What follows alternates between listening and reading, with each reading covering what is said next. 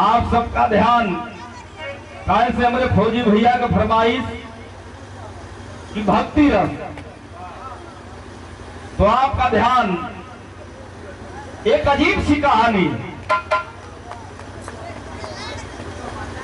आज ही के दिन 10 कंधर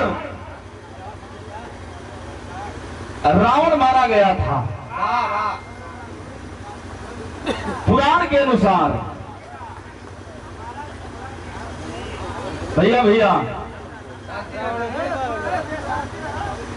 मिस्टर वागले बात पर्दे में कहिए गंगा स्वामी, प्रलयनाथ गेंडा स्वामी।